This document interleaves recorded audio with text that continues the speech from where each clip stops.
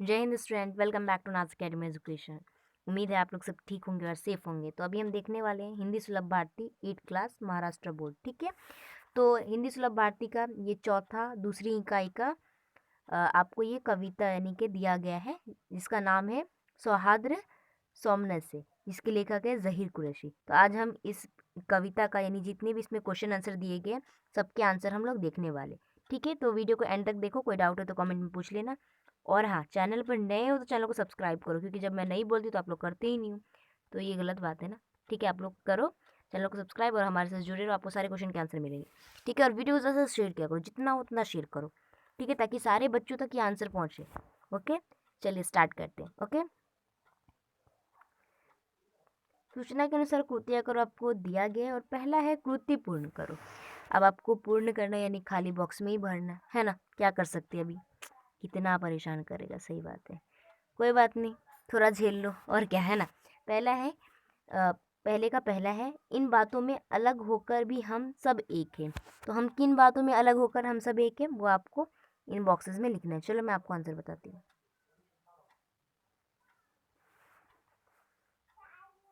तो दोनों बॉक्स में, पहले बॉक्स में आंसर लिखेंगे धर्म और दूसरे में लिखेंगे भाषा। ठीक है, जैसे कि आप लोग जानते हो कि हम सब भारतीय हैं, सब में हमारे जो देश है उसमें बहुत सारा धर्म है। हिंदू है, मुस्लिम है, सिख है, ईसाई है, सब अलग अलग है ना। लेकिन भाषाएं भी सबकी अलग अलग है, राइट। लेकिन हम सब फिर भी एक कहलाते हैं, क्यों? क्योंकि हम सब इंडियन, राइट। तो मैं आप लोग को एक और बात बोलना चाहूँगी कि कभी भी ना ज़िंदगी में आपसे कोई पूछे कि आपका धर्म क्या है, सिर्फ ये बोलो कि आप इंसानियत है आपका धर्म, और आप इंडियन हो। ये मत बोलो आप हिंदू हो, मुस्लिम हो, एंड अलग जो भी बातें हैं, सिख हो, ईसाई, उतना वो मायने नहीं रखता। आपसे पूछे तो आप बस बोलो कि हम भारतीय हैं और मैं इंडियन हूँ, क्योंकि मुझसे जो भी पूछे तो मैं ये बोलती हूँ मैं इंडियन हूँ, बस। ठीक है, तो आपको ये आंसर आप क्या देते हो, आप मुझे कमेंट में ज़रूर करके बताना कि आप लोग क्या आंसर देते हो, कोई आपसे पूछता है तो। ठीक है, सेकंड क्वेश्चन है बगिया किसान। तो बगिया किसान क्या होते हैं वो आपको यहाँ पे लिखने हैं। और दूसरे क्वेश्चन में जो आपको क्वेश्चन आंसर लिखना है, पहले में लिखेंगे फूल और दूसरे में लिखेंगे फल। ठीक है, तो होप है आपको समझा होगा, और आप लोग स्क्रीनशॉट ले लो ताकि आंसर लिख सकूं। ठीक है, और हाँ, एक और बात बोलूँगी, कभी भी ना गलत जो हेटिंग कमेंट्स होते हैं ना, वो कभी नहीं करना, किसी भी चैनल पे मत करो। क्योंकि देखो, कोई भी टीचर आपको पढ़ाते तो आपको अच्छी सीख देने की कोशिश करते हैं। ठीक है, तो उनकी भी जो मेहनत है, जो हार्ड वर्क करते हैं, उनको अप्रिशिएट करो थोड़ा। ठीक है, और जो भी बात मैं आपको समझाई हूँ धर्म भाषा से रिलेटेड, वो आपको समझिए। ठीक है, और हेटिंग कमेंट नहीं, क्योंकि उससे बेकार चीज़ वही लगती है। आपको अच्छी चीज़ें लगती है तो आप अच्छी बातें बताओ, क्योंकि देखो, अगर आप एक अच्छी बात बोलोगे ना तो दूसरा भी आपको देखकर अच्छा बनने की कोशिश करेगा, गलत नहीं बनना। ठीक है, चलिए नेक्स्ट क्वेश्चन देखते हैं। नेक्स्ट क्वेश्चन आपको दिया गया कविता में इस अर्थ में प्रयुक्त शब्द लिखो, यानी इस अर्थ का क्या शब्द है आपको यहाँ पर लिखना है। ठीक है, तो चलिए मैं आंसर बताती हूँ आपको। तो आपको पहला दिया गया था दीपक, तो दीपक का आंसर लिखेंगे दीप।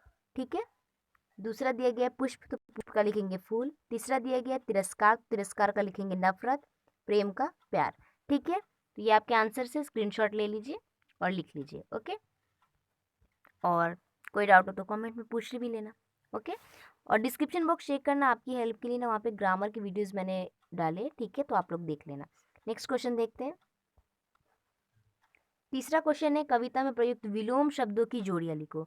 अब विलोम शब्द बोला गया है, तो अब हम विलोम शब्द की जोड़ियां लिखेंगे। ठीक है, आपकी कविता में आया हुआ है, जैसे कि अभी हम लोग देखें ना, तिरस्कार, तो उसका अब ये विलोम शब्द क्या हो जाएगा, प्रेम हो जाएगा, क्योंकि तिरस्कार का मतलब होता है नफरत और प्रेम का मतलब होता है प्यार। तो इस तरह से आपको जोड़ियां बतानी है। ठीक है, तो ये आपको समझाने के लिए एग्जाम्पल मुझे याद था तो मैंने बता दी, क्योंकि अभी अभी हमने पढ़ा है। ठीक है, चलिए इसका आंसर मैं आपको बताती हूँ। आपका आंसर ना आपकी स्क्रीन पे, और है ना, अभी आप इसका आंसर नहीं लिखना, जब तक मैं पूरी बात नहीं बोलूँ तब तक नहीं लिखना। ठीक है, पहला है छोटा बड़ा, दूसरा है सिर पैर, तीसरा है नफरत प्यार, चौथा है एक अनेक, पांचवा है नकद और उधार। ठीक है, अब देखो, अब आपको ना एक चीज़ मैं यहाँ पे बताऊंगी। ये सब तो हमारी विलोम की जोड़ियाँ हो गई, लेकिन आपको जब विलोम शब्द बोलता है ना, तो आपको क्या करना होता है, रुको मैं थोड़ा थिकनेस बढ़ाऊँ। हाँ चलो देखो, देखो जब भी आपको विलोम शब्द बोले ना, उसकी जोड़ियाँ लिखनी रहती है हमेशा, राइट है। देखो यहाँ पे छोटा और बड़ा दिया गया। ठीक है, स्क्रीन पे राइटिंग थोड़ी अच्छी नहीं होगी, थोड़ा ये कर लेना। ठीक है, और यहाँ पे दिया गया है बड़ा, राइट, समझाने के लिए कर रही हूँ और इम्पॉर्टेंट है, और एग्जाम में ये गलती करके नहीं आना वरना मार्क्स नहीं देगा। भले ही आपके आंसर राइट हो लेकिन मार्क्स नहीं देगा। ये जो साइन है ना वो करेक्ट लगाना। अब देखो हमने छोटा और बड़ा लिखा, इसके बीच में अगर आप देखोगे तो ये वाली चिन्ह लगी है, राइट, ऐसे वाली, राइट। तो ये चिन्ह नहीं लगाना कभी भी। टाइपिंग में ना वैसा ऑप्शन नहीं था, इसके लिए मेरे को वही लिखना पड़ा, ठीक है। तो यहाँ पे ना ऐसा क्रॉस की निशानी ऐसा लिख कर आना, मतलब जैसे कि यहाँ पे सिर और पैर, तो सिर, उसके बाद फिर ये निशान, फिर पैर। तीसरा है नफरत, तो नफरत के बाद फिर ये निशान बनाना, फिर प्यार लिखना। फिर एक, फिर इस तरह ये निशान बनाना, फिर अनेक लिखना। फिर नकद, फिर ये निशान, फिर उधार। समझा ना? यानी एग्जाम में आपको यही लिखना है। अगर आपको क्योंकि आप तो हाथ से लिखोगे ना, इसमें कीबोर्ड में किधर है कि मैं डालूंगी, क्रॉस का निशान मेरे को मिला ही नहीं, है ना। तो आप लोग क्या करोगे, समझा ना? यहाँ पे टाइपिंग में जैसा था मैंने वैसा डाल दिया, लेकिन जिस तरह मैंने समझाया वैसे ही लिखना। और एग्ज़ाम में 101% बोल रही हूँ, अगर आपने ये निशान नहीं डाला ना, भले ही आपका आंसर ये राइट है कि छोटा का विलोम बड़ा होता है, लेकिन मार्क्स नहीं देगा एग्जामिनर, क्योंकि ये जो साइन है ना, इसकी पहचान है विलोम शब्द की, ठीक है। तो उम्मीद है आपको ये विलोम शब्द वाला जो कॉन्सेप्ट है समझ में आ गया होगा, ठीक है। ईजी है, मैंने समझाने की कोशिश की आप लोग को, उम्मीद है मुझे समझा पाई होंगी आप लोग को, ठीक है। और चलिए नेक्स्ट क्वेश्चन का आंसर अब हम देखेंगे, क्योंकि इसका आंसर तो हमारा सॉल्व हो गया, राइट है। चलो स्क्रीनशॉट ले लो, नेक्स्ट क्वेश्चन देखते हैं। नेक्स्ट क्वेश्चन आपको दिया गया है, भाषा बिंदु, पाठ में आए अवयव को पहचानो और उसके भेद बताकर उनको अलग अलग वाक्यों में प्रयोग करो। चलिए आंसर देखते हैं, ठीक है। तो आपको मैं जिस तरह आंसर बता रही हूँ उसी तरह लिखना है, ठीक है। इसका भी अवयव पूछा है, तो अवयव के बहुत सारे टाइप होते हैं, क्रिया विशेषण अवयव होते हैं, संबंध सूचक अवयव होते हैं, समुच्चय बोधक अवयव होते हैं, ठीक है। और ज़्यादा और भी है, एक दो और, ठीक है। तो पहले आपको टॉपिक डालना है क्रिया विशेषण अवयव, ठीक है। देखो बोलने के चक्कर में ना, आप लोग को समझाने के चक्कर में मेरा, ठीक है। तो देखो आपको क्या करना है, पहले आप टॉपिक डालोगे क्रिया विशेषण अवयव, पहला लिखेंगे पास और दूसरा लिखेंगे नहीं। वाक्य लिखेंगे, पहला, वह राजा के पास आई। देखो पास यहाँ पे इस्तेमाल हो गया, इसका मतलब है कि हमने जो आंसर लिख रहे हैं वाक्य एकदम राइट है। आंसर आपको जो वाक्य लिख रहा रहता है ना, तो जो भी शब्द रहते हैं वो आने चाहिए उस वाक्य के अंदर, तब आपका आंसर राइट होता है, ओके। तो दूसरा है, मैं आपको उत्तर नहीं दूंगी, ठीक है। फिर दूसरा टॉपिक डालिएगा संबंध सूचक अवयव, ठीक है। और उसका लिखिएगा पहला की तरफ और दूसरा लिखिएगा के लिए। वाक्य में लिखेंगे पहला, वह अपने घर की तरफ निकला। दूसरा है दर्शन के लिए वह कतार में खड़ा हो गया। के लिए, देखो यहाँ पे के लिए आ गया। उसके बाद तीसरा टॉपिक लिखेंगे समुच्चय बोधक अवयव, ठीक है। समुच्चय बोधक अवयव में पहला लिखेंगे इसलिए, और वाक्य लिखेंगे वह भाग गया इसीलिए बच सका। दूसरा लिखेंगे तो पढ़ाई करोगे तो उत्तीर्ण अवश्य हो जाओगे। देखो आप लोग भी पढ़ाई करोगे तो जो आपके मार्कशीट में ना अच्छे रिजल्ट आएंगे, ठीक है। देखो अभी हमने तीन ही देखे, अभी इसके और जो है ना भेद है अवय के, ठीक है। तो मैं अगला बताती हूँ, पहले मैं स्क्रीन साफ कर ताकि आप स्क्रीनशॉट ले लो। पहले आप स्क्रीनशॉट ले लो, ठीक है, फिर इसके आगे का मैं आंसर बताती हूँ आपको। चौथा टॉपिक डालोगे विस्मयादि बोधक अवयव, ठीक है। ये सबसे ईजी है। देखो इस विस्मयादि बोधक अवयव ना बहुत ईजी होता है। उसमें ना देखो यहाँ पे विस्मयादि बोधक का चिन्ह रहता है, तो समझ जाने का ये विस्मयादि बोधक अवयव, एक्सक्लेमेटरी मार्क जो होता है वो विस्मयादि बोधक, इसको हिंदी में बोलते हैं, आप लोग को पता है ये बात। तो जिस भी वाक्य में ये देखो यहाँ पे आया हुआ है, ये देखो यहाँ पर आया हुआ है, तो ये विस्मयादि बोधक जो चिन्ह आ जाए तो समझ जाने का ये अवयव कौन सा है, विस्मयादि बोधक अवयव। बाकी मैंने और भी बताया है अवयव कैसे होता है, समझाया हुआ है ऑलरेडी। अगर नहीं आपको समझा है, ठीक है, तो मैं आपको समझा दूंगी, डोंट वरी, ठीक है। तो पहला आपको क्या है यहाँ पे, धन्य। विस्मयादि बोधक अवयव पहले आप टॉपिक दोगे, पहला लिखोगे धन्य, वाक्य लिखोगे धन्य हो मित्र, तुम जैसा मित्र किस्मत वालों को मिलता है। दूसरा लिखोगे ठीक, और वाक्य लिखोगे ठीक है मैं सारा काम निपटा दूंगा, ठीक है। तो ये आपके आंसर से, इसका भी आप लोग स्क्रीनशॉट ले लो, ओके। चलिए नेक्स्ट क्वेश्चन देखते हैं।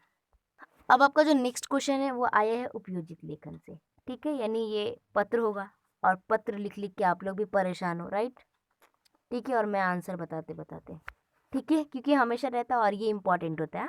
वो मस्ती थी, मैंने ऐसी मजाक में बोला, ठीक है, लेकिन ये बहुत इंपॉर्टेंट है, एग्जाम में आता है 5 मार्क्स के लिए। पत्र लिखो, निबंध लिखो, ये सब है ना, कहानी लिखो, ठीक है। तो यहाँ पे क्वेश्चन किया गया है, शालेय बैंड पथक के लिए आवश्यक सामग्री खरीदने हेतु अपने विद्यालय के प्राचार्य से प्रधानाचार्य होना चाहिए। तो यहाँ पे टाइपिंग मिस्टेक किया, देखो जो जिसने टेक्स्ट बुक है ना आपकी, उसी में मिस्टेक है। यहाँ पे प्रधानाचार्य होना चाहिए था, तो उसने प्राचार्य लिख दिया गलती से, ठीक है, तो प्रधानाचार्य से विद्यार्थी प्रतिनिधि के नाते अनुमति मांगते हुए निम्न प्रारूप में पत्र लिखो। ठीक है, तो आपको यहाँ पे फॉर्मेट बताया गया है और आपको उसी के हिसाब से लिखना है। चलिए मैं आंसर बताती हूँ। पहले आंसर से पहले ना थोड़ा आपको एक फॉर्मेट बता देती हूँ। ठीक है, देखो दिनांक दिया यानी डेट डालना है, प्रति क्या लिख रहे हो, आपका विषय क्या है वो लिखना है, संदर्भ क्या है वो लिखना है, और यहाँ पे जिस विषय में बात कर रहे हो वो पूरा आपको यहाँ पे लिखना है, आपका नाम यहाँ पे जो लिखते हो वो, और जो फाइनल एग्जाम देते हो ना या फिर कोई भी एग्जाम देते हो, अगर आपको पत्र आता है ना तो अपना नाम कभी ओरिजिनल नहीं डालने का। ठीक है, ब क ऐसे लिख देने का। ठीक है, और विद्यार्थी प्रतिनिधि जो कि किस कक्षा से है वो, तो कोई भी आप जो रियल कक्षा है वो डालोगे तो चलेगा, लेकिन नाम अपना ओरिजिनल नहीं डालने का। ठीक है, ये चीज़ समझना। ओके, अभी फॉर्मेट समझा दिया, अब मैं आपको आंसर बताती हूँ। और हाँ, एक और इम्पॉर्टेंट बात, एग्जाम में अगर आपको पत्र आता है तो क्या करोगे। देखो बच्चे क्या करते हैं, आंसर लिखते रहते, मान लो कि उनका ना एक पेज है, उनका आधा पेज फिल हो चुका है, तो उसके नीचे से ही अगला क्वेश्चन यानी पत्र वाला क्वेश्चन स्टार्ट कर देते। तो ऐसा कभी नहीं करना, मार्क्स नहीं देंगे, समझे क्या, एग्जामिनर मार्क्स कट कर देता है। क्या करने का, जो आधा छूट गया ना पेज उसको ऐसे ही छोड़ दो, अगला पेज न्यू पेज से स्टार्ट करो और वहाँ से पत्र लिखो। ठीक है, तो आपका एग्जामिनर ना आपको मार्क्स देगा। ठीक है, चलिए इसका आंसर बताती हूँ। तो ये आपका आंसर है। ठीक है, आपको जिस तरह दिया गया फॉर्मेट उसी तरह हमने आपको लिख के बताया। ठीक है, यहाँ पे मैंने एग्जाम्पल के तौर पे मनीष लिख दिया नाम, लेकिन आप लोग नहीं डालना, आप लोग भी एग्जाम में यही लिख के आ जाना, चलेगा, कोई ये नहीं, कोई इशू नहीं। ठीक है, चलो मैं एक्सप्लेन कर देती हूँ। 15 मार्च 2018 प्रति, ये देखो यहाँ पे मैंने भी प्रधानाचार्य लिख दिया, प्रधानाचार्य आएगा। ठीक है, प्रधानाचार्य शैलेंद्र विद्यालय रावलपाड़ा दादर, विषय शैल्य बैंड पाठक की सामग्री खरीदने हेतु अनुमति के संदर्भ में। ठीक है, महोदय, महोदय ना यहाँ पे आएगा। ठीक है, कितना टाइपिंग मिस्टेक होता है। क्या करोगे, महोदय को यहाँ से उठा के यहाँ पे डालोगे। ठीक है, मतलब यहाँ पे लिखोगे और उसकी नीचे वाली लाइन से यहाँ से स्टार्ट करोगे। ठीक है, मैं मनीष शर्मा कक्षा 9वीं का छात्र होने के साथ ही विद्यार्थी समूह का प्रतिनिधि हूँ। प्रतिनिधि का मतलब क्या होता है, लीडर। ठीक है, इस पत्र के माध्यम से मैं आपका ध्यान शैल्य बैंड पथक में सामग्री की कमी की ओर से आकर्षित करना चाहता हूँ। आवश्यक सामग्रियों की कमी के कारण बैंड पथक के सदस्यों को बहुत परेशानी हो रही है, अतः आपसे निवेदन है कि आप मुझे आवश्यक सामग्री खरीदने की अनुमति प्रदान करें। मुझे पूर्ण विश्वास है कि आप बैंड पथक के सदस्यों को हो रही असुविधा यानी कि उनको प्रॉब्लम्स क्रिएट हो रही है, मतलब उनको जो सुविधा मिलनी चाहिए वो नहीं मिल रही है ना, तो असुविधा को ध्यान में रखते हुए जल्द से जल्द इस दिशा में निर्णय लेंगे। निर्णय का मतलब होता है फैसला। ठीक है, और उसके बाद धन्यवाद आपका आज्ञाकारी मनीष। ठीक है, फॉर्मेट सब जिस तरह लिखा है वैसे ही लिखोगे, खाली क्या चेंज करोगे, महोदय को यहाँ से उठाकर यहाँ पर लिखोगे और उसकी नीचे वाली लाइन से ये लिखोगे। ठीक है, बस इतना ही करना है और कुछ नहीं। तो आपका आंसर आपको मिल गया, आपकी चीज़ आपकी प्रॉपर्टी आपको मिल गई, बट आप इस पर अपना नाम लिख दो, यानी कि आप आंसर कॉपी कर लो, लिख लो। ठीक है, चलिए मिलते हैं, सॉरी नेक्स्ट क्वेश्चन देखते हैं। अब आपको ना मैंने समझा का आंसर लिखना है, यानी कि आपको इस पोएम के अंदर क्या समझा था वो आपको लिखना है। चलिए मैं आपको आंसर बताती हूँ। और देखो यहाँ पे ना पत्र में जो देखो यहाँ पे नीचे कक्षा दिया था ना, तो 9वीं लिख देना, क्योंकि आप 9वीं का लिख रहे हो ना, पत्र में देखे होंगे, तो यहाँ पे 9वीं लिख देना। ठीक है, बस कुछ नहीं, आंसर जैसा बताया वैसा ही, वो जो आपको स्लाइड दिखाया था वाइट कलर का वो पूरा लिखना और एंडिंग में कक्षा लिखकर 9वीं लिख देना, बस, और कुछ नहीं करना है। ओके, और अभी इसका आंसर देखते हैं मैंने समझे का। ये आंसर आपके मैंने समझे का है, यहाँ पर दिया गया है, मतलब आपको आंसर लिखना है। भारत में धर्म, जाति, संस्कृति आदि की विविधता पाई जाती है, इसके बावजूद भी सभी भारतीयों में एकता की भावना अधिक बलवती है। विविधता में एकता, यह हमारी पहचान है। हमें अपनी इस पहचान को बनाए रखते हुए प्रेम, सहयोग व सद्भावना से आपस में मिलजुल कर रहना चाहिए।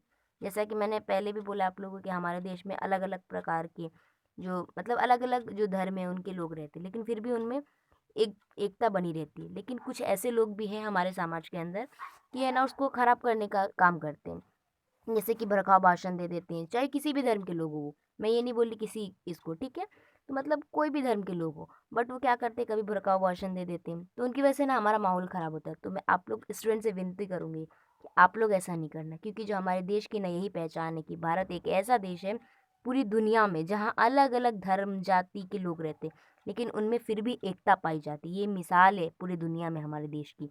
तो हमारे देश का नाम आप लोग हमेशा बनाए रखिएगा, ठीक है? और गर्व से कहिए कि हम हिंदुस्तानी हैं, ठीक है? तो ये आंसर लिख लीजिए, ओके?